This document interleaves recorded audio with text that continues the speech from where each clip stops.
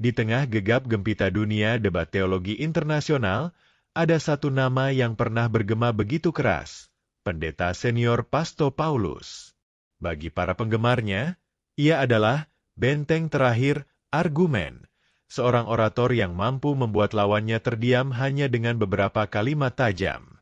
Bagi para pengkritiknya, ia adalah sosok yang terlalu frontal, terlalu keras, bahkan terkadang dianggap arogan.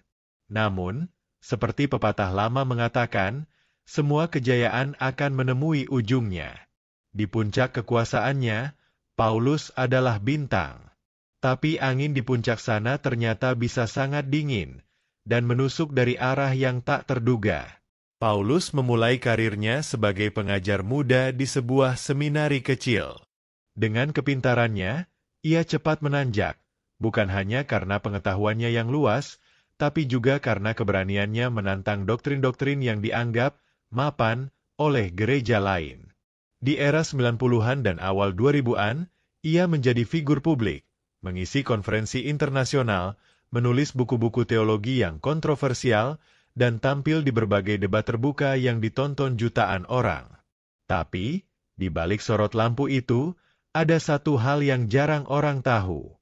Paulus punya gaya memimpin yang keras. Ia menuntut kesempurnaan, bahkan dari para rekan terdekatnya. Baginya, dunia pelayanan adalah medan tempur, dan ia adalah jenderal yang tidak memberi ruang bagi prajurit yang lamban. Metode ini memang membuat organisasinya disiplin dan terstruktur, tapi juga menimbulkan musuh dalam selimut, orang-orang yang diam-diam merasa tertekan dan menunggu waktu untuk membalas. Titik baliknya datang ketika Paulus mengajukan serangkaian kritik terhadap sebuah proyek besar gereja internasional. Ia menyebutnya sebagai penyimpangan dari ajaran murni. Kritik itu diucapkannya di forum terbuka, dan seperti yang bisa ditebak, menimbulkan badai besar. Banyak yang setuju dengannya, tapi lebih banyak lagi yang merasa ia sudah melewati batas. Tak lama setelah itu, isu-isu pribadi mulai beredar. Tuduhan demi tuduhan bermunculan, mulai dari penyalahgunaan wewenang, favoritisme, hingga dugaan keterlibatan dalam keputusan-keputusan keuangan yang kontroversial. Sebagian tuduhan terbukti, sebagian lagi masih kabur. Tapi, dalam dunia politik organisasi, kebenaran seringkali kalah oleh persepsi. Prosesnya cepat.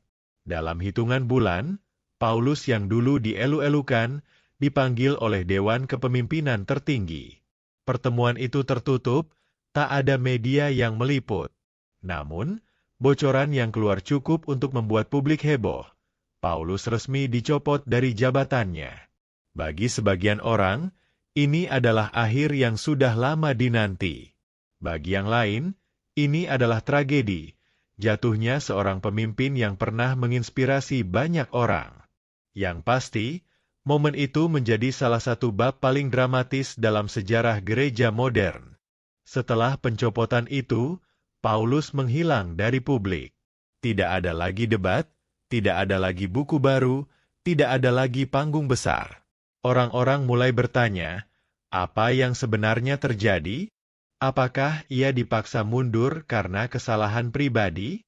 Ataukah ia menjadi korban intrik politik yang lebih besar? Beberapa rekan dekatnya membocorkan bahwa Paulus merasa dikhianati oleh orang-orang yang dulu ia lindungi. Ia sempat mencoba kembali dengan membuat saluran video pribadi, membahas topik-topik teologi, tapi gaungnya sudah tak sama. Dunia sudah menemukan bintang baru, dan nama Paulus perlahan terkubur oleh waktu. Namun, kisah ini bukan hanya tentang kejatuhan seorang tokoh. Ini adalah pengingat bahwa di dunia kepemimpinan, kehebatan intelektual saja tidak cukup. Karakter, hubungan, dan kemampuan membaca situasi politik seringkali menjadi penentu akhir. Paulus mungkin adalah raksasa di medan debat, tapi ia gagal menjaga jembatan-jembatan penting yang menopang posisinya. Kini, Paulus hidup lebih tenang di sebuah kota kecil. Sesekali ia menjadi pembicara di komunitas-komunitas lokal, tapi tanpa sorotan kamera dan tanpa sorak-sorai. Bagi sebagian orang, Ini adalah akhir yang memalukan. Tapi bagi Paulus, mungkin inilah awal dari bab baru, bab yang lebih sunyi, tapi penuh perenungan. Satu hal yang pasti, kisahnya akan terus menjadi bahan pembelajaran bagi para pemimpin di masa depan. Karena sejarah selalu mencatat, bukan hanya tentang mereka yang menang, tetapi juga mereka yang jatuh.